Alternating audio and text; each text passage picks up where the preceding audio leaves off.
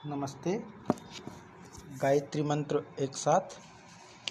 ओम भूर्भुवः स्वः तत्सवितुर्वरेण्यं भर्गो देवस्य धीमहि धियो यो नः प्रचोदयात्। ॐ शान्ताकारं भुजगशयनं पद्मनाभं सुरेशं विश्वाधारं गगनसदृशं मेघवर्णं शुभांगं लक्ष्मीकान्तं कमलनयनं योगिभिर्ध्यानगम्यं वन्दे विष्णुं भवभयहरं सर्वलोकैकनाथम्।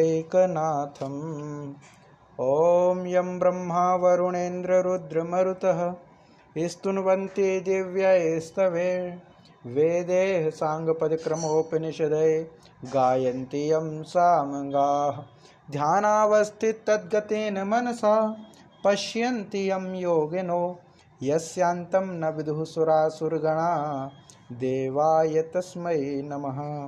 देवाय तस्मै नमः। ओम श्री परमात्मने नमः। अथ नवमोऽध्यायः। सभी को नमस्ते। गीता माता ऑनलाइन कक्षा में आपका स्वागत है। आज हम नवम अध्याय आरंभ कर रहे हैं। अभी तक हमने अष्टम अध्याय तक गीता जी को समझ लिया है, जितना भी समझ में आया है, श्लोकों का अभ्यास किया हुआ है, जिसमें हमने अक्षर ब्रह्म योग के बहाने जो परब्रह्म है, परमेश्वर है, उनके अक्षर स्वरूप को जाना। और इसी क्रम में भगवान श्री कृष्ण अर्जुन को अपने विराट रूप के विषय में और योगस्थ होकर के, जैसे अर्जुन 7 प्रकार के प्रश्न पूछते हैं, ब्रह्म क्या है, अध्यात्म क्या है, आदिदेव क्या है, आदि सभी प्रश्नों का उत्तर भगवान श्री कृष्ण देते हैं। उसी श्रृंखला को अब आगे बढ़ाते हुए, चूँकि विज्ञान सहित जो ज्ञान है उसको समझाने का संकल्प 7वें अध्याय में लेते हैं भगवान श्री कृष्ण। अर्जुन को कहते हैं कि मैं तुझे विज्ञान सहित जो तत्व ज्ञान है उसको मैं कहूँगा। ये 7वें अध्याय से कहते आते हैं। तो वही विषय यहाँ पर फिर से भगवान श्री कृष्ण अर्जुन के समक्ष प्रस्तुत करते हैं, जिसकी PDF हमने ग्रुप में शेयर कर दी है। स्क्रीन शेयर होना थोड़ा कठिन है, मुश्किल है, इसलिए आप मोबाइल में खोल लीजिए ताकि आपको सुविधा हो। तो अभी तक हमने जो समझा था, 8वां जो अध्याय था, जिसमें यही योग के मार्ग को अपना करके जो व्यक्ति अपने शरीर का त्याग करता है, उस विषय में पूरा बताया था कि योगी पुरुष रहस्य को जानकर वेदों में पढ़ने वाले यज्ञ तप दान आदि करने से जो पुण्य फल मिलता है उसको उल्लंघन कर जाता है और परम सनातन पद को प्राप्त कर लेता है।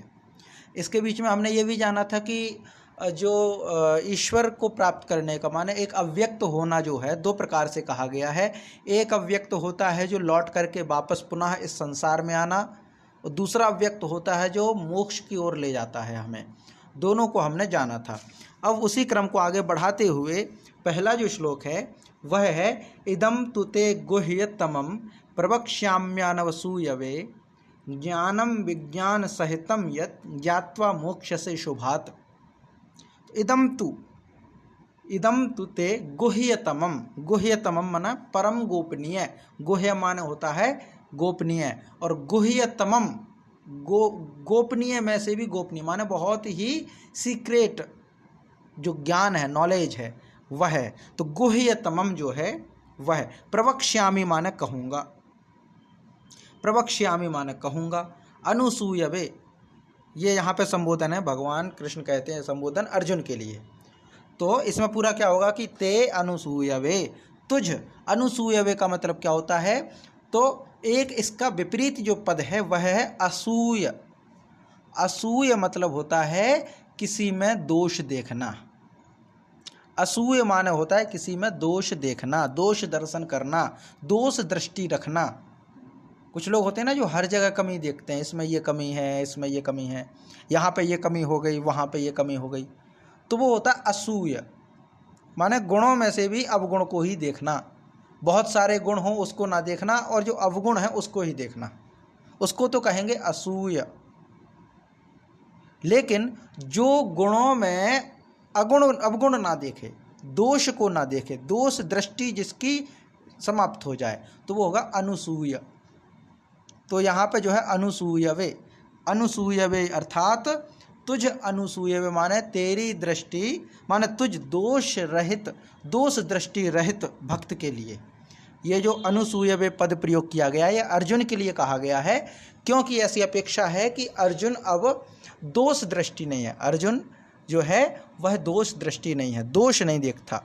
जो दोष देखता है वो कुतर्क करता है, जो दोष देखता है वो समझाने वाले के विपरीत अर्थ को खोजता है। मतलब सामने वाला क्या कह रहा है उसको समझना चाहिए, सामने वाला क्या कह रहा है उसको समझना चाहिए, ना कि उसकी कमियों को समझना चाहिए। लेकिन कुछ लोग होते हैं जो सामने वाले की समझने वाली बात को भी, उसमें भी कमियां ढूंढेंगे, उसमें भी कहेंगे नहीं आपका प्रश्न का उत्तर सही तो है, लेकिन इसमें भी आपने ये पद गलत बोल दिया। राम के पिता दशरथ तो हैं, लेकिन वो दशरथ नहीं दशरथ होना चाहिए, दशरथ, शाह आना चाहिए, सा बोल दिया आपने। इतनी बारीकी गलतियां, ऐसा दोष देखना क्या, इतना दोष दृष्टि किस मतलब की। और जो दोष दृष्टि ज़्यादा रहेगी तो स्वयं के ही स्वभाव को बदलती है। बुरा जो देखन में चला बुरा ना मिलिया कोई, जो दिल खोजा आपना तो मुझसे बुरा ना कोई। तो अगर हम संसार में बुराई देखेंगे तो बुराई ही मिलेंगी, अच्छाई देखेंगे तो अच्छाई दिखेगी। ये हमारा दृष्टिकोण है। हमारे सामने आधा भरा गिलास है, अब उसको हम कहें तो ये भी कह सकते हैं कि गिलास आधा खाली है, चाहें तो हम ये भी कह सकते हैं कि गिलास आधा भरा है। ये हमारा दृष्टिकोण है, और दोनों ही बात सच है। गिलास आधा खाली भी है, गिलास आधा भरा भी है। लेकिन हम किस दृष्टि से देखते हैं उस चीज़ को। किसी व्यक्ति के जीवन में परेशानियां आती हैं तो वो ये भी सोच लेता है कि भाई मैं ईश्वर की भक्ति कर रहा हूँ, फिर भी परेशानियां आ रही हैं, इसका मतलब मैं गलत काम कर रहा हूँ, ईश्वर की भक्ति नहीं करना चाहिए। ये उसके दृष्टिकोण है। कोई ये सोचता है कि भाई हो सकता है मेरे कोई प्रारब्ध होंगे वो कट रहे होंगे, मैं ईश्वर की शरण में आ गया हूँ तो शायद अब मैं ठीक हो जाऊँगा। कोई मरीज जब डॉक्टर के पास जाता है तो हो सकता है 1-2 इंजेक्शन लगने पे, टैबलेट्स देने पे मरीज को आराम ना मिले, तो थोड़ा धैर्य की आवश्यकता होगी, धैर्य रखो आराम मिलेगा। ऐसे ही भक्ति का भी होता है कि गुरु जो है वो परीक्षा लेता है, परीक्षा में कितने खड़े हो गए। तो कहने का मतलब है अनुसूयवे पद जो है ये अर्जुन की विशेषता को बतलाता है। अर्जुन की विशेषता यह है कि वह एक बहुत उत्तम विद्यार्थी हैं जो दोष दृष्टि से रहित हैं। अर्जुन में दोष दृष्टि नहीं है, वो सामने वाले के दोषों को नहीं देखते, गुणों को देखते हैं। गुण के गाहक सहस नर, अवगुण ले न कोई। तो गुण के ग्राहक तो बहुत मिल जाते हैं, अवगुण कोई नहीं लेना चाहता, इसलिए गुणों को देखें। गुणों को देखेंगे, अवगुण को नहीं देखेंगे, तो अनुसूयवे पद वहां पर प्रयोग होगा। तो ते अर्थात तुझ, अनुसूयवे माने अनुसूय जो है, माने दोष दृष्टि रहित जो है भक्त। तुझ माने अर्जुन के लिए कहा गया कि तू दोष दृष्टि से रहित है। इदम माने यह, तुझ दोष दृष्टि से रहित जो भक्त है तेरे लिए, इदम माने यह, गुह्यतमम माने परम गोपनीय जो विषय है, विज्ञान सहितम ज्ञानम, विज्ञान सहित जो ज्ञान है इसको पुनः प्रवक्ष्यामि, पुनः कहूँगा। ऐसा नहीं पहली बार कह रहे भगवान श्री कृष्ण अर्जुन से, यह ज्ञान तो बहुत पहले भी कह चुके, 7वें अध्याय में भी कह चुके कि विज्ञान सहित ज्ञान कहूँगा, ये तो पहले भी। तो अब और कह रहे हैं कि परम गुह्यतमम, जो सबसे गहरा है, जो सबसे रहस्यमय है, जो सबसे गोपनीय है। और गोपनीय चीज़ बाद में बताई जाती, पहले नहीं बताई जाती।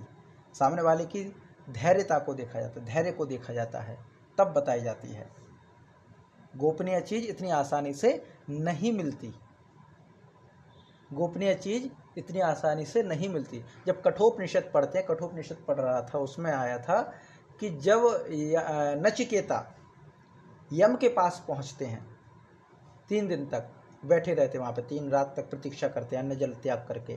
तो जब मृत्यु के देवता यम नचिकेता के पास पहुँचते हैं तो नचिकेता जो है, नचिकेता से कहते हैं कि तुमने मेरे घर पे 3 दिन तक प्रतीक्षा की है, तुम बुद्धिमान हो, ब्राह्मण बालक हो, तो मेरे भले के लिए मैं तुम्हें 3 वरदान देता हूँ, तुम कोई से भी 3 वरदान मांग लो। तो पहला वरदान मांगते हैं, चूँकि पूरा पहले का प्रसंग है कि वो पिताजी से झगड़ के आए, पिताजी ने गुस्से में कह दिया कि मृत्यु वे त्वाम ददामि, मृत्यु को दूंगा मैं तुम्हें। पूरा प्रसंग क्या है कि पिताजी विश्वजीत यज्ञ करना चाह रहे हैं और उसमें ये होता है कि अपना सब कुछ त्यागना पड़ता है। जो नचिकेता के पिताजी हैं वह विश्वजीत यज्ञ करते हैं और उसमें सब कुछ छोड़ना पड़ता है। लेकिन जो पिताजी हैं वो थोड़े मोह में फंस गए, तो बहुत सारी गायों में से उन गायों को छांट छांट के दे रहे हैं जो दूध देने लायक नहीं है, जो बूढ़ी गाय हैं, चल नहीं सकती, खा नहीं सकती, पी नहीं सकती, दूध नहीं दे सकती, बछड़ों को जन्म नहीं दे सकती। ऐसी कमज़ोर गायों को छांट छांट के वो दान करना चाह रहे हैं और विश्वजीत यज्ञ का पुण्य लेना चाहते हैं। छोटा बालक नचिकेता ये सब समझता है, भांप लेता है, देखता है कि पिताजी क्या कर रहे हैं, तो अपने पिता को दोष ना लग जाए, मोह के कारण दोष ना लग जाए, इसलिए वो बार बार जाता है पिताजी से, कहता है कि आप सब कुछ छोड़ रहे हो, विश्वजीत के लिए सब कुछ त्यागना पड़ता है, तो आप सब त्याग रहे हो, गायें त्याग रहे हो, ये धन संपत्ति सब त्याग रहे हो, भिक्षुकों को दान दे रहे हो। आप ये बताइए कि मैं किसकी ओर जाऊं, मुझे किसको दान दोगे आप, क्योंकि मैं भी आपकी संपत्ति हूँ और कम उम्र है। वयस्क होता तो ऐसा ठीक है कि मेरा अलग परिवार है, पर मैं तो अभी बालक हूँ, किशोरावस्था भी नहीं हुई है पूरी, तो मुझे किसके लिए सौंपेंगे आप, मुझे किसको समर्पित करेंगे, मुझे किसको दान देंगे।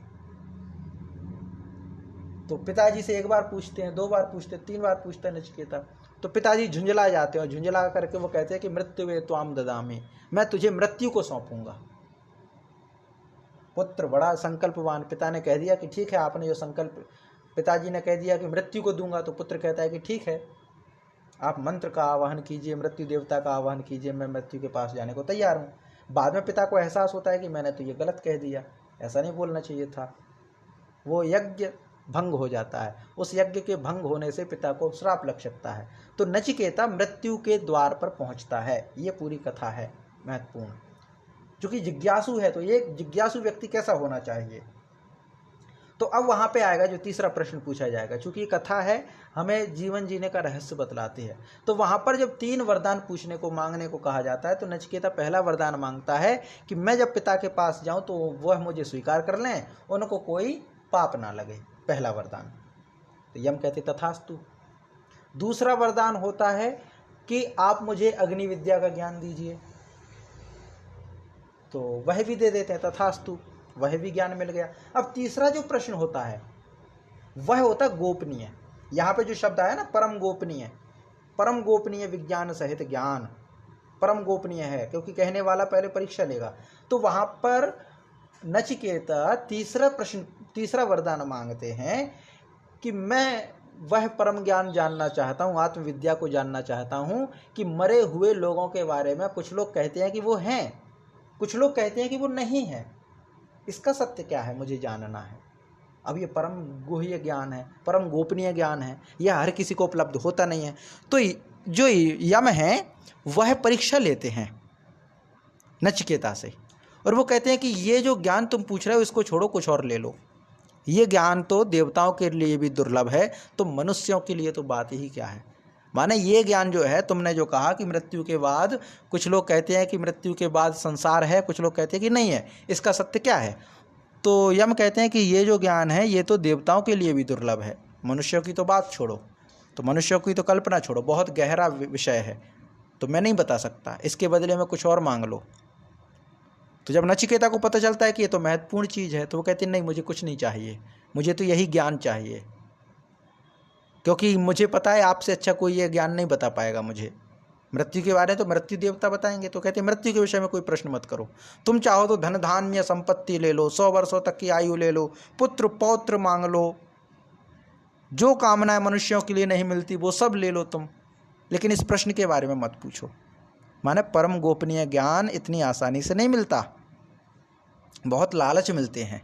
आम आदमी होता वो सोच लेता चलो ठीक है कोई बात नहीं, मैं ये सब लिए लेता हूँ, धन दौलत दे दीजिए, परिवार खुश रहे ये दे दीजिए, जो मनुष्य को नहीं मिलता वो मुझे दे दीजिए, मैं खुश हूँ इतने में ही। लेकिन नहीं, दृढ़ता हो तो नचिकेता जैसी, वो कहते हैं कि आप कुछ भी मत दीजिए, मुझे ये ज्ञान दे दीजिए, क्योंकि वो कहते हैं नवितेन तर्पणयो मनुष्याः, मनुष्य की आग प्यास जो है वो धन की प्यास कभी बुझने वाली नहीं है। और जितने भी वासनाएं हैं ये इंद्रियों को तेज को कम करती हैं। इसीलिए मुझे ना तो कोई विषय चाहिए, ना ही मुझे कोई धन धान्य चाहिए, मुझे तो इस आत्मविद्या को जानना है। बहुत मना करते हैं, बहुत मना करते हैं, क्योंकि गोपनीय ज्ञान है। अंत में वो तैयार हो जाते हैं कि मैं तुझे ज्ञान बताऊंगा, क्योंकि मैंने तेरी दृढ़ता को देखा है। तो कहने का मतलब क्या है, यहाँ पे प्रासंगिकता क्या है इस विषय की, कि जब अर्जुन इतने स्थिर रहे, भगवान कृष्ण पहली बार तो कह देते ये सब ज्ञान, जो ये विज्ञान सहित ज्ञान है, इसको तो भगवान श्री कृष्ण शुरू में बता देते, अभी तक क्यों रोक के रखा, इतने समय से क्यों नहीं कहा? तो इसलिए कि पहले मेंटलिटी प्रिपेयर कर रहे हैं वो अर्जुन की, कि तुम उस लायक हो या नहीं। पहले जांच तो लें कि सामने वाला जो श्रोता है, सुनने वाला है, उसका स्टैंडर्ड क्या है। पता चले कि वो 5वीं कक्षा का स्टूडेंट, हम उसको BA और MA के बात कर रहे हैं स्तर की, तो क्या मतलब। तो यहाँ पे जो ये कहा गया है कि परम गोपनीय जो ज्ञान है वह मैं अब तुझसे कहूँगा, माने अर्जुन की पहली योग्यता को देख लिया है कि तुम दोष दृष्टि नहीं है तुम में, अब मैं तुम्हें जो है परम रहस्य का ज्ञान कहूँगा। तो यह है कि ते अनुसूयवे इदम गुह्यतमम विज्ञान सहितम ज्ञानम प्रवक्ष्यामि, माने विज्ञान सहित जो ज्ञान है, गूढ़ ज्ञान है, गूढ़ रहस्य जो है, जो हर किसी को उपलब्ध नहीं होता, वह ज्ञान मैं तुझसे कहूँगा। तू यत ज्ञात्वा अशुभात मोक्ष से, जिसको जान करके तू अशुभात, अशुभ से, अशुभ माने क्या है, दुख रूप जो संसार है वह अशुभ है, तो अशुभात मोक्ष से मुक्त हो जाएगा, मुक्त हो जाएगा, मोक्ष से मोक्ष हो जाएगा। किससे? अशुभ से। अशुभ क्या है? दुखमय संसार। तो अब मैं तुझे ऐसा ज्ञान बताऊंगा जिसको जान लेने के बाद इस दुखमय संसार से तू रहित हो जाएगा। तो मतलब क्या है, अब 9वें अध्याय में जो शुरुआत हो रही है, यहाँ से भगवान श्री कृष्ण वो बातें बताएंगे जो हमें इस दुखमय संसार से मुक्त कराएंगी। ये प्रयोजन है 9वें अध्याय का। अगर पूछा जाए कि 9वें अध्याय में भगवान श्री कृष्ण क्या बतलाते हैं, क्या है ये, क्या बताया है 9वें अध्याय में, तो ये उत्तर है कि इस अध्याय में अर्जुन को वह सब चीज़ें बताई हैं जो दुखमय संसार से अर्जुन को मुक्त करे, दुखमय संसार से मुक्त कराने में सहयोग करे। वो सब ज्ञान, वो सब गुप्त ज्ञान, गुप्त है ये ध्यान रखिएगा। परम गुह्यतमम, गुह्यतमम बात कहिए, गुह्यतमम माने गोपनीय से गोपनीय, माने परम गोपनीय विषय है ये जो अब अर्जुन को कहने वाले हैं। तो ये पूरा इसमें हो जाएगा कि इदम तुते गुह्यतमम प्रवक्ष्यामि अनसूयवे ज्ञानम विज्ञान सहितम यत् ज्ञात्वा मोक्ष से शुभात, माने हे अर्जुन, तुझ दोष दृष्टि रहित भक्त के लिए अब मैं परम गोपनीय जो विज्ञान सहित ज्ञान है उसको कहूँगा, जिसको जान करके तो दुख रूप संसार से मुक्त हो जाएगा। ये जो दुख वाला जो संसार है इससे मुक्त हो जाएगा।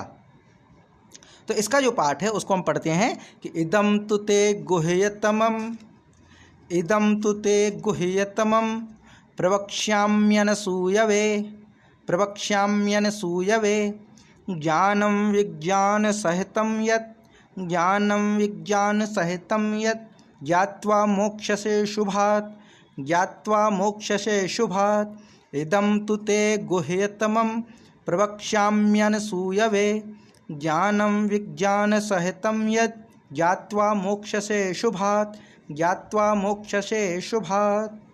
ये पहला श्लोक हो गया। अब दूसरा जो श्लोक है जिसमें भगवान कहते हैं कि राजविद्या राजगुह्यम, राजविद्या राजगुह्यम पवित्रमिदमुत्तमं प्रत्यक्षावगमं धर्म्यम, प्रत्यक्षावगमं धर्म्यम सुसुखम कर्तुमव्ययम। तो राजविद्या राजगुह्यम, राजविद्या राजगुह्यम पवित्रमिदमुत्तमं प्रत्यक्षावगमं धर्म्यम सुसुखम कर्तुमव्ययम। अर्थात यह जो विज्ञान है जो अब मैं कहने वाला हूँ, इदम माने यह जो ज्ञान विज्ञान है वह कैसा है, राजविद्या माने विद्या नाम राजा, जो विद्याओं का राजा है, माने सभी विद्याओं में श्रेष्ठ विद्या है, इसीलिए इसको उपमा दी गई है राजविद्या। और राजगुह्यम माने सभी गोपनीयों में राजा, माने जितनी भी गोपनीय विद्याएं हैं उन गोपनीय विद्याओं में से प्रथम विद्या, और जितनी भी विद्याएं उनमें से प्रथम विद्या, सबसे महत्वपूर्ण विद्या है ये। तो इसको कहा इदम राज विद्या राजगुह्यम पवित्रम उत्तमम, अति पवित्र है और अति उत्तम है, प्रत्यक्ष फल देने वाला है, धर्म्यम कर्तुम, धर्मयुक्त साधन करने में, सुसुखम अव्ययम, बड़ा सुगम है और अविनाशी है। माने ये जो ज्ञान है जिसके विषय में कहा गया है कि इदम ज्ञान सहितम, इदम विज्ञान सहितम ज्ञान, माने यह जो विज्ञान सहित जो ज्ञान है वह राज विद्या गुह्य, राजगुह्यम, माने यह जो विद्या वह सभी विद्याओं में राजा है, सभी गोपनीय विद्याओं में राजा है, पवित्रम उत्तमम प्रत्यक्षावगमम धर्म्यम कर्तुम सुसुखम अव्ययम, यह जो है अति पवित्र है, अति उत्तम है, प्रत्यक्ष फल देने वाली विद्या है, धर्मयुक्त विद्या है, साधन है, माने साधन करने में बड़ा सुख, माने इस विद्या को सफल करने में बड़ी सरलता है, और यह विद्या विनाशी है, इस विद्या का विनाश नहीं होता। तो यह विद्या, यह विज्ञान सहित जो ज्ञान है यह सभी विद्याओं की राजा, सभी गोपनीय विद्याओं की राजा यह है, और अति पवित्र है, अति उत्तम है, प्रत्यक्ष फल देने वाली है, धर्मयुक्त साधन करने में बड़ी सुगम और अविनाशी है। ये पूरा इसमें है, माने ये सब राज विद्याओं का ज्ञान है, जिसमें कहते हैं कि यह जो राज विद्या है, ज्ञान है, वह सभी विद्याओं की राजा है, जो अब बताने वाले हैं। जो विद्या, माने जिस ज्ञान को अब भगवान श्री कृष्ण अर्जुन को बतलाएंगे, वह जो विद्या है वह सभी राजाओं की विद्या है, राज विद्या है, सभी गोपनीयों में भी श्रेष्ठ है, जितनी भी गोपनीय विद्याएं हैं उन सभी विद्याओं में श्रेष्ठ है, अति पवित्र है, पवित्र भी ऐसे नहीं कि कमज़ोर है, बहुत पवित्र ज्ञान है ये, बहुत उत्तम ज्ञान है, और प्रत्यक्ष, प्रत्यक्ष का मतलब होता है प्रति अक्ष, अक्ष माने होता है नेत्र, प्रति माने सामने, जो आँख के सामने दिखे वो होता प्रत्यक्ष, तो प्रत्यक्ष फल वाला है यह जो विद्या है,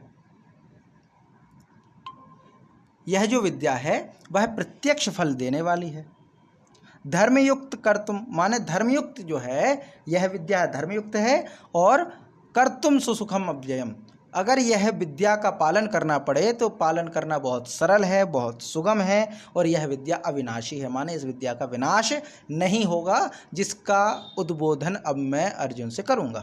माने भगवान श्री कृष्ण अर्जुन से कहते हैं कि अब जो ज्ञान मैं तुझे देने वाला हूँ यह ज्ञान बहुत ही महत्वपूर्ण है, यह विज्ञान, यह जो विद्या है वह सभी विद्याओं में राजा है, दुनिया में जितनी विद्याएं हैं उन सभी विद्याओं में श्रेष्ठ है, और जितनी भी गोपनीय हैं उन सभी गोपनीयों में भी श्रेष्ठ है, और यह विद्या अति पवित्र है, यह विद्या अति उत्तम है, प्रत्यक्ष फल देने वाली है, धर्मयुक्त अगर साधन करें, धर्मयुक्त कर्म करें, माने इस विद्या का धर्मयुक्त उपयोग करें तो यह बहुत ही सुगम और अविनाशी है।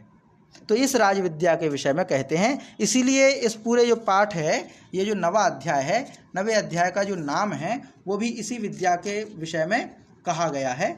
यह जो विद्या है ना, जो अर्जुन के लिए भगवान श्री कृष्ण बतलाने वाले हैं, इस विद्या में जो है वह नाम है राज विद्या राजगुह्य, राज विद्या राजगुह्य योग, माने इसमें, इस अध्याय में अर्जुन को भगवान श्री कृष्ण वह ज्ञान देंगे जो सभी विद्याओं में राजा के रूप में है, जो ज्ञान, जो सभी रहस्यों में सबसे बड़ा रहस्य है, इस ज्ञान को भगवान श्री कृष्ण अर्जुन के सामने प्रस्तुत करेंगे। जो ये करने से पहले पूरी व्याख्या करेंगे, माने परिचय देंगे, ताकि ज्ञात से अज्ञात की ओर हो, सरलता से जटिलता की ओर हो। तो पहले सरल तरीके से योग्यता के विषय में बतलाएंगे ये सब बातें।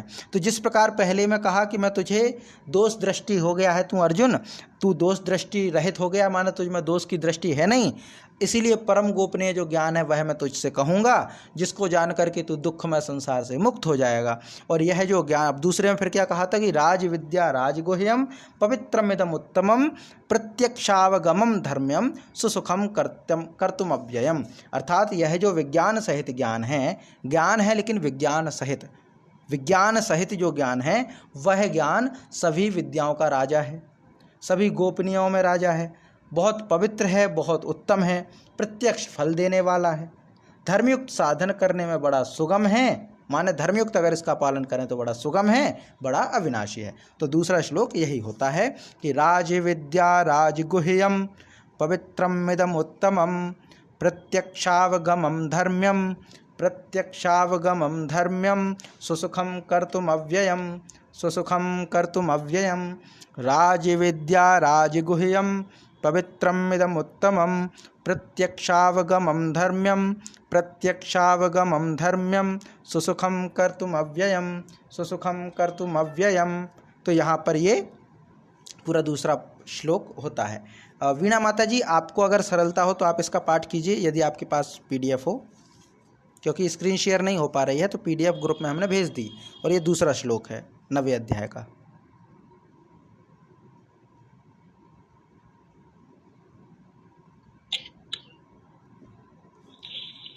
राजविद्या राजगुह्यं पवित्रम इदम उत्तमं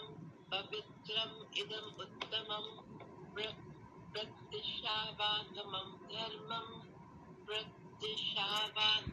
धर्मं सुसुखं कर्तुम अव्ययम्।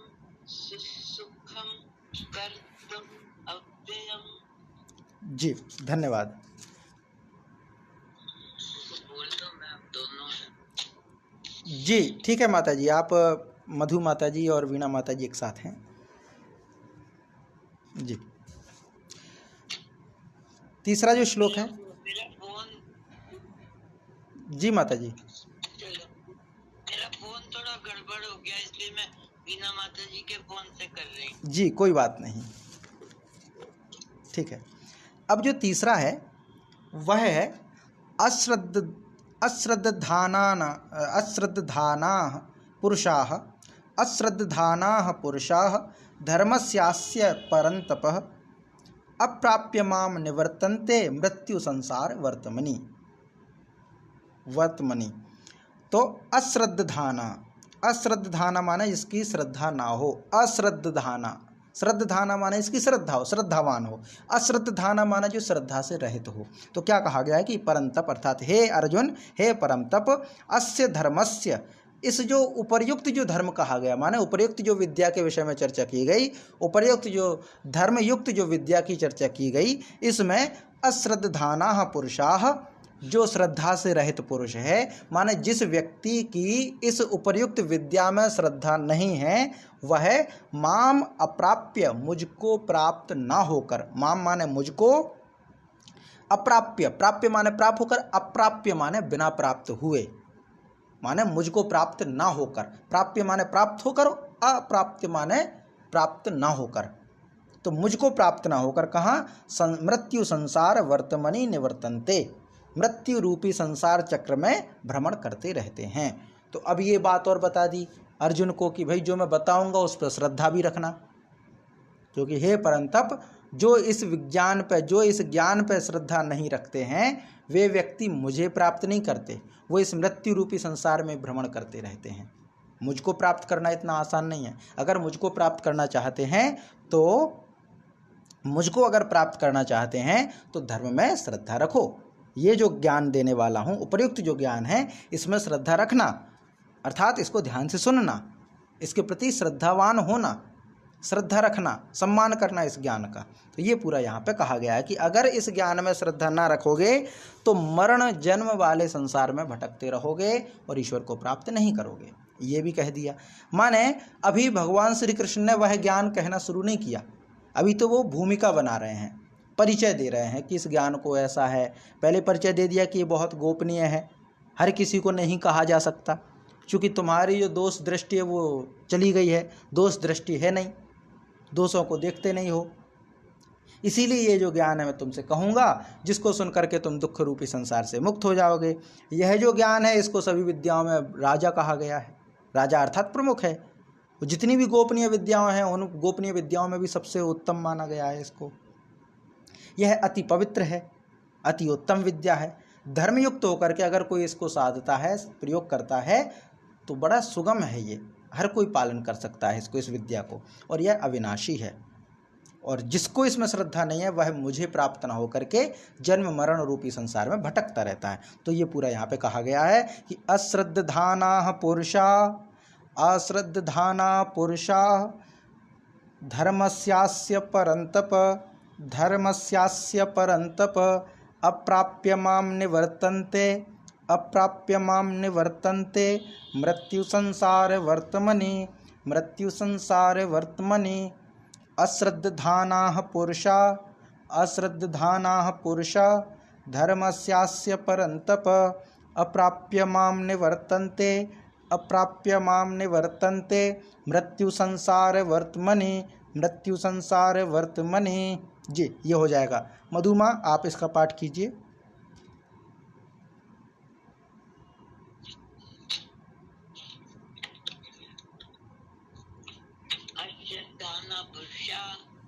अश्रद्धाना पुरुषा धर्मशास्त्रस्य फलं तप अप्राप्य माम निर्वर्तन्ते मृत्यु संसार वर्तमनि। जी, धन्यवाद। अब चतुर्थ जो श्लोक है, चौथा है, जिसमें भगवान कहते हैं प्रभाव सहित, माने प्रभाव के साथ भगवान के सर्वव्यापी स्वरूप का कथन है। अब इसमें माने इसमें क्या कहते हैं, भगवान अपने प्रभाव के रूप में कहते हैं कि मया ततम इदम सर्वम जगद व्यक्त मूर्तिना मतस्थानी सर्वभूतानि न चाहम तेष्वस्थितः। तो अब इसमें क्या कहते हैं कि मया माने मुझ, माने मेरे द्वारा, अव्यक्त मूर्तिना निराकार परमात्मा से, अव्यक्त, अब इसमें अव्यक्त कहाँ है, तो जगत होता है, जगतता और अव्यक्त, तो जगत और अव्यक्त को मिला करके जगद अव्यक्त हो गया। जगद दा बन गया ना, जो दा, वो ता से दा बना है क्योंकि दा के बाद में आ रहा था, इसलिए जगद अव्यक्त मूर्तिना। तो अव्यक्त मूर्तिना, अव्यक्त माने जिसका कोई आकार ना हो, जो व्यक्त ना हो, जिसको एक्सप्लेन नहीं किया जा सकता, जो दिखे नहीं, जिसका ज्ञान नहीं किया जा सकता, वो अव्यक्त है। माने जिसके आकार का ही ज्ञान ना हो, जिसका आकार ही ना हो, उसको हम क्या कहेंगे, निराकार। निराकार मूर्ति ना माने निराकार परमात्मा से। तो मुझ निराकार परमात्मा से इदम सर्वम जगत, यह सब जगत, यह संपूर्ण जगत कैसा है, परिपूर्ण है। ततम माने परिपूर्ण है, माने ये जो संपूर्ण संसार है वह मुझसे परिपूर्ण है। अब कैसे परिपूर्ण है मुझसे, तो एक उदाहरण इसमें व्याख्या में आया है, वह है जैसे बर्फ में जल रहता है, वैसे जैसे बर्फ की सिल्ली होती है पूरी बर्फ के, तो उस बर्फ में जल कहाँ है, तो कण कण में जल है। पूरी बर्फ है लेकिन जल का गुण क्या है, वो द्रव्य है, लेकिन बर्फ जो है वो ठोस है। बर्फ ठोस होते हुए भी जल का कण कण, बर्फ का कण कण में जल है। दूसरे उदाहरण से समझें, जब हम जल में नमक घोलते हैं या शक्कर घोलते हैं तो नमक या शक्कर जल के प्रत्येक कण में घुल जाती है। ऐसे ही जो निराकार परमात्मा है वह इस संसार में वैसे ही घुल गया है। माने ये संसार पूरा परिपूर्ण है। किससे परिपूर्ण है, तो भगवान श्री कृष्ण कहते हैं मया परिपूर्णम, मुझसे परिपूर्ण है। और मैं कैसा, तो निराकार परमात्मा। अब निराकार है ईश्वर, पहली बात निराकार है, इसीलिए हमने कह दिया संपूर्ण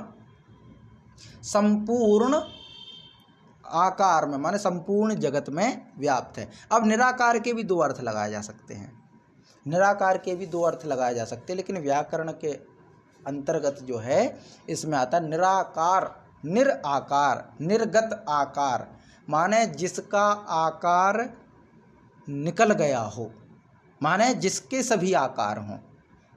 ऐसा नहीं कि जिसका आकार ना हो, माने जो सभी आकारों में समाया हुआ हो। क्योंकि हम कह रहे हैं ना, मैं निराकार, निराकार का मतलब एक है बिना आकार के, है ना, और एक है सभी आकार सहित, माने जिसके सब आकार हों, सभी आकार जिसके हों।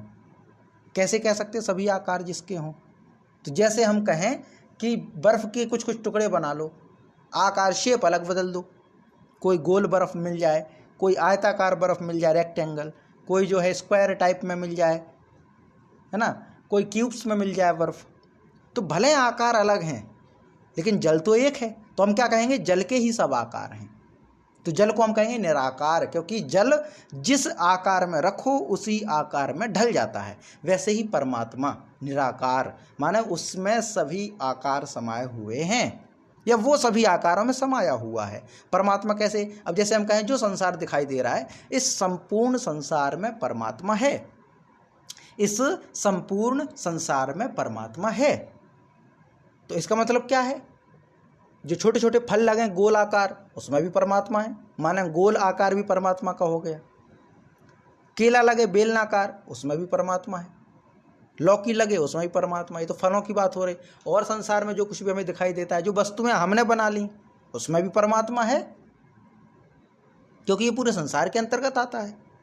तो संपूर्ण संसार में परमात्मा ही तो है, तो सभी आकार परमात्मा के ही। तो इसीलिए ये बात कही गई है कि हे अर्जुन, मुझ निराकार परमात्मा से यह पूरा जगत परिपूर्ण है। माने इस संपूर्ण, माने मुझ परमात्मा से ही संपूर्ण जगत परिपूर्ण है, भरा हुआ है।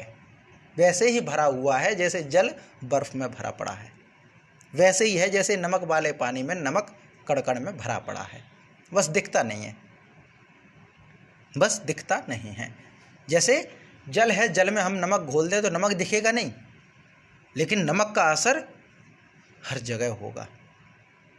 जैसे एक दूध के पात्र में वही उत्तर आता है जब ईश्वर को जानना है, ईश्वर कैसे हर जगह व्याप्त है। तो दूध के कण कण में अलग अलग करके देखो कण कण को, तो दूध में घी तो नहीं दिखेगा, दूध में घी तो दिखेगा नहीं, पर वो घी व्याप्त है। कौन है जो कह सके कि दूध में घी नहीं है? बस उसको प्रोसेस करना पड़ेगा। तो ईश्वर है, गंदे से गंदे जीव में भी ईश्वर है, पवित्र से पवित्र जीव में भी ईश्वर है, सबसे बुद्धिमान में भी ईश्वर है और सबसे मूर्ख में भी ईश्वर है, हर जगह ईश्वर है। वो गधे से मूर्ख कौन होगा? सबसे, यही कहते हैं ना कि गधा सबसे मूर्ख है। गधे के विषय में एक हास्य कहा जाता है, अब गधे को पता नहीं लेकिन हास्य कहते हैं उसके विषय में, कि गधे के विषय में ऐसा कहा जाता है कि जब जो गर्मियां है ना, अभी जो मौसम चल रहा है, इस समय गधा प्रजाति जो है, अब पता नहीं कितना सत्य है पर लोक में प्रचलित है और एक हास्य के रूप में प्रयोग किया जाता है। गधे को गधा मूर्ख क्यों कहा जाता है, मूर्ख पशु क्यों माना जाता है? तो गधा क्या है, इस समय बड़ा हष्ट पुष्ट हो जाएगा गर्मियों के समय में, और बरसात के समय में कमज़ोर हो जाएगा। तो इसका क्या लॉजिक है भाई? सभी जानवर, बरसात में घास फूस मिलता है, हरियाली रहती है, तो सभी जानवर जो है वो हष्ट पुष्ट होने चाहिए, सेहतमंद होने चाहिए। लेकिन गधे के साथ उल्टा है, जब घास फूस नहीं दिखेगी, हरियाली नहीं दिखेगी, खाने को नहीं होगा, तो गधा जो है बड़े खुश होकर के लौटेगा धूल में, प्रसन्न होगा, हष्ट पुष्ट हो जाएगा। बरसात आएगी तो कमज़ोर हो जाएगा। तो क्या लॉजिक लगाया लोगों ने ये कहना शुरू कर दिया कि भाई गधा जो है उसकी बुद्धि ऐसे काम करती है कि जब वो देखता है गर्मियों के विषय में, जैसे बरसात में होता है, बरसात में तो चारों ओर हरा भरा दिखता है, उसको हरा भरा दिखाई देगा, घास दिखाई देगी, तो उसको चिंता लगी रहती है और वो घास चरना शुरू करता है। चिंता लगी रहती है कि भाई मैं चर रहा हूँ ये घास, लेकिन मेरे साथ में और भी जानवर घास चर रहे हैं, तो ऐसा ना हो कि ये सब जानवर सब घास चर लें और मुझे कुछ मिले ही ना। तो ये चिंता लगी रहती है, उसको चिंता लगी रहती है कि भाई मैं घास चरूँ, ज़्यादा चरूँ, ज़्यादा चरूँ, ज़्यादा चरूँ। वो चरता रहता है, वो रेस्ट नहीं करता, वो चरेगा, क्योंकि घास दिख रही है, ऐसा ना हो कि पूरी घास ये जानवर खा लें, मुझे कुछ ना मिले। तो इस कारण से वो जो है बरसात के दिनों में कमज़ोर हो जाता है। और जब गर्मी के दिन आते हैं, जब उसको कहीं हरियाली दिखाई नहीं देती है, तो फिर वो ये सोच करके प्रसन्न होता है कि वाह, हमने सब कुछ खा लिया, अब कोई दूसरा जानवर कुछ नहीं खा पाएगा, अब हम मस्त हैं, मतलब हमने सब कुछ चर लिया, सब घास खा ली हमने, अब कुछ बचा ही नहीं, तो दूसरा क्या खाएगा? दूसरा नहीं खाएगा तो बस कोई बात नहीं, ये सोच करके वो मस्त रहता है। तो उसको गधा कहते हैं, उसको मूर्ख कहते हैं। तो लेकिन ईश्वर तो उसमें भी है।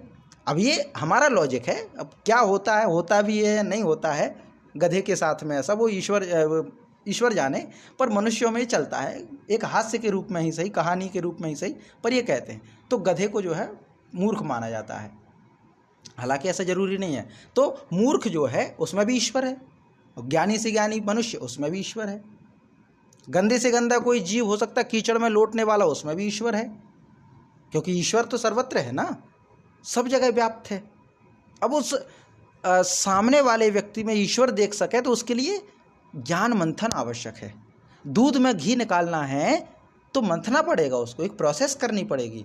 तो एक सामान्य व्यक्ति जब कण कण में ईश्वर देखना चाहता है तो उसके लिए शास्त्र का अध्ययन करना पड़ेगा, वेदांत की ओर जाना पड़ेगा, किसी सद्गुरु के सानिध्य में जाना पड़ेगा। तो ये कहा गया है कि मुझ निराकार परमात्मा से यह संपूर्ण संसार परिपूर्ण है, भरा पड़ा हुआ है।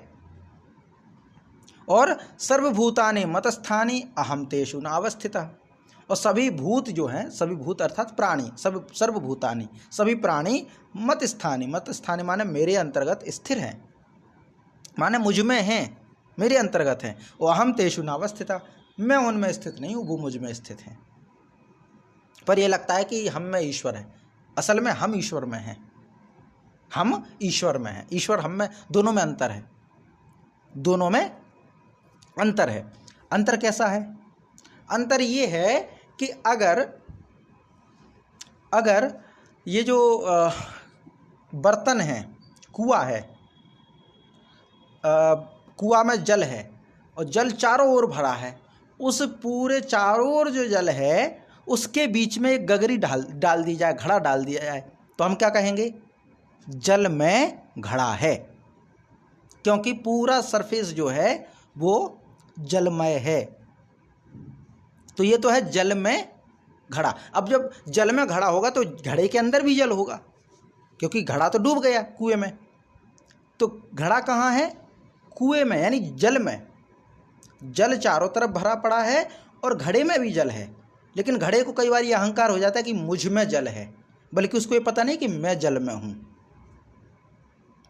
अगर घड़ा बाहर निकाला जाए और उसको रखा जाए कमरे में और उस घड़े में जल भरा जाए तो हम कहेंगे घड़े में जल है, माने घड़े में जल है, जल घड़े के अंदर है। तो अगर हम कहते हैं कि हम में ईश्वर है, अगर हम कहें कि हम में ईश्वर है, इसका मतलब क्या है कि ईश्वर सिर्फ हमारे शरीर के अंदर है, पूरी प्रकृति में नहीं है।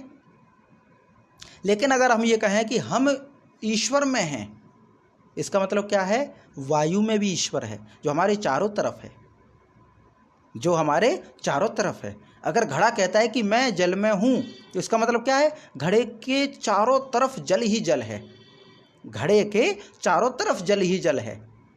और अगर घड़ा कहे कि मैं मुझ में जल है, तो इसका मतलब घड़ा जल में नहीं है, घड़े के चारों तरफ जल नहीं है। तो अगर हम ये कहना चाहते हैं कि ईश्वर सृष्टि में है, पूरी प्रकृति में ईश्वर भरा पड़ा है, तो इसका मतलब क्या है? हम ईश्वर में हैं, हम ईश्वर में हैं, इसीलिए ईश्वर हमारे अंदर है।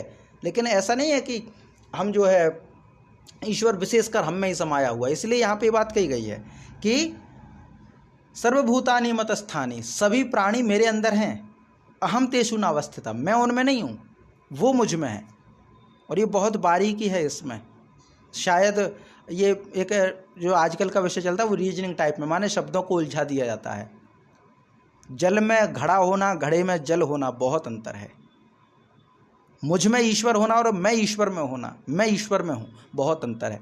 कई बार हम अक्सर कहते हैं ना कि हमने गुरु बनाया है, हमने गुरुजी बनाए, माने हमने गुरुजी से दीक्षा ली और हमने जो है गुरु को अपना मान लिया। ये मूर्खता है। हम ये कहते हैं कि हमने गुरु को बनाया है, ये मूर्खता है। सच्चाई ये है कि गुरु ने हमें स्वीकार किया है, यह हमारा सौभाग्य है कि हमें गुरु ने स्वीकार किया, गुरु ने हमें दीक्षा दी, गुरु ने अपने परिवार में हमें शामिल किया, ये हमारा सौभाग्य है। लेकिन हम क्या कहते हैं कि हमने गुरु बनाया है। अच्छा, हमने तो उनको गुरु बनाया, वो नाम है श्री श्री जो भी हैं हमारे गुरु हैं, माने हमने गुरु बनाया उनको। हमारी क्या औकात है जो हम उनको गुरु बनाएं? सौभाग्य तो हमारा है जो उन्होंने हमें शिष्य बनाया है। तो माने सामान्य रूप से अगर हम कहें तो कोई विशेष फर्क नहीं पड़ेगा कि गुरु शिष्य का ही रिश्ता है, लेकिन बहुत बड़ा अंतर होता है, बहुत बड़ा अंतर होता है। तो ईश्वर जब यहाँ पे कहते हैं, भगवान श्री कृष्ण जब अर्जुन से कहते हैं कि सभी प्राणी मुझ में स्थित हैं, मैं किसी में स्थित नहीं हूँ, अर्थात मैं संपूर्ण सृष्टि में हूँ और सृष्टि के बीच बीच में कुछ प्राणी डाल दिए गए हैं, उनमें भी मैं व्याप्त हूँ। तो कहा यह जाएगा कि सभी प्राणी मुझ में स्थित हैं। अगर ईश्वर कह दी मैं प्राणियों में स्थित हूँ, इसका मतलब जहाँ प्राणी नहीं है वहाँ ईश्वर नहीं है। लेकिन ईश्वर ही कहते हैं कि मुझ में सब है, माने जहाँ प्राणी नहीं है वहाँ भी मैं हूँ, ये कहना चाह रहे हैं। तो ये पूरा यहाँ पे स्पष्ट हो जाएगा कि मया ततम इदम सर्वम जगद व्यक्त मूर्तिना, माने यह जो संपूर्ण जगत है वह मेरे निराकार परमात्मा, माने मुझ निराकार परमात्मा से परिपूर्ण संसार है। और आगे कहते हैं मतस्थाने सर्वभूतानि च नाहं तेषु अवस्थितः, सभी प्राणी मुझ में स्थित हैं, मैं उनमें स्थित नहीं हूँ। ये पूरा इसमें हो जाएगा। तो इसका पाठ करेंगे कि मया ततमिदं सर्वं जगद्व्यक्तमूर्तिना मतस्थाने सर्वभूतानि न चाहं तेष्वस्थितः। मया ततमिदं सर्वं जगद्व्यक्तमूर्तिना मतस्थाने सर्वभूतानि न चाहं तेष्वस्थितः। ये पूरा इसमें हो जाएगा। इसका पाठ कीजिए माता जी, वीणा माता जी। मया ततम इदं सर्वं जगत व्यक्त मूर्तिना जगत व्यक्त अव्यक्त मूर्तिना मत्स्थाने सर्वभूतानि न च अहं तेषु अवस्थितः। जी धन्यवाद। तो आज हम कक्षा को यहीं तक रखते हैं। आगे के जो श्लोक हैं उनका हम कल अभ्यास करेंगे। कोई प्रश्न हो, कोई संदेह हो तो आप स्पष्ट कीजिए, रखिए यहाँ पे। चलिए शांति पाठ करते हैं फिर। ओम सहनाववतु सहनौ भुनक्तु सह वीर्यं करवावहै तेजस्विनावधीतमस्तु मा विद्विषावहै। ओम शांति शांति शांति। जी नमस्ते, प्रणाम।